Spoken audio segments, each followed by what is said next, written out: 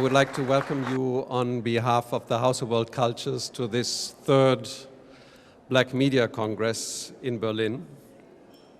And I would, first of all, very much like to thank the initiators of this Congress. First of all, Michael Küppers and the cyberNomads, to bring this event, to bring this very important event to the House of World Cultures. It is a great opportunity for us here in the House of World Cultures to host this international Congress. And I hope that also for you, for the participants, the environment of this house, and in particular, the Black Atlantic project will have or will be an inspiring framework for your discussions. We are grateful to the Bundeszentrale für politische Bildung for its support, for being the co-sponsor, the co-presenter of this important event.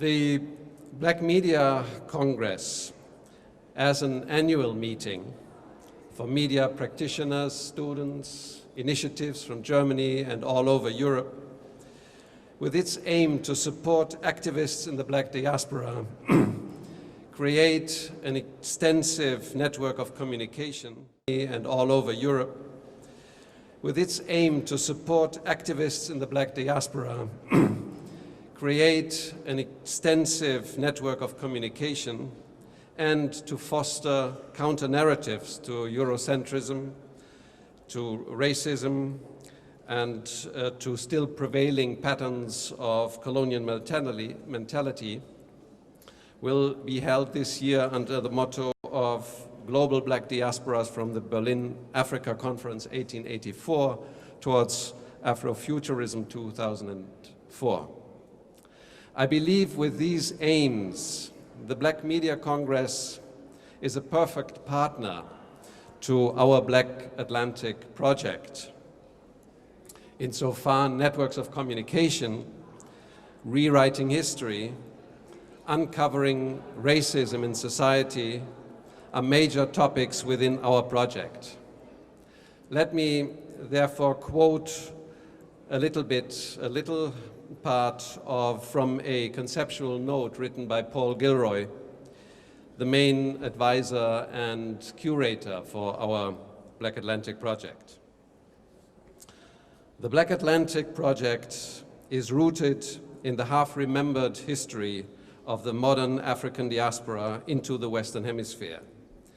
It asks what significance that great dispersal and traumatic relocation might have now for the Americas, for Europe, and for the world.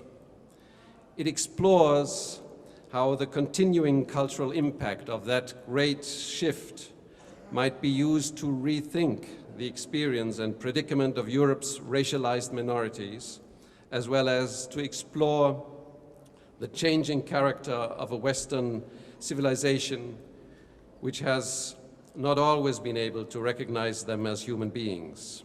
Civilization which has not always been able to recognize them as human beings.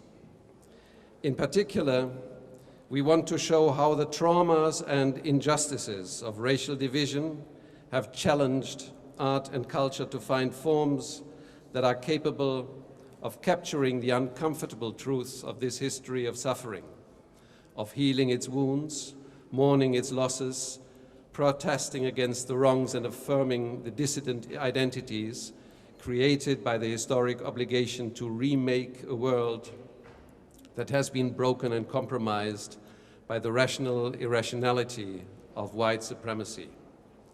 Paul Gilroy. From the outset of conceptualizing this project, we thought of its positioning within Germany and Berlin. An important part of this project, therefore, is a counter-history of the German past and present, uncovering Black German history and the ongoing racialization of minorities within Germany. The Black Media Congress, together with the Bundeszentrale für politische Bildung, will take this message of a counter-history and of resistance to racialization and mechanism of exclusion into a wider public in Germany, in Europe, and in the world. I welcome, therefore, again, the Black Media Congress in the House of World Cultures and wish you fruitful exchange and discussions. And I would now like to turn over to Mr. Krüger, the President of the Bundeszentrale für politische Bildung.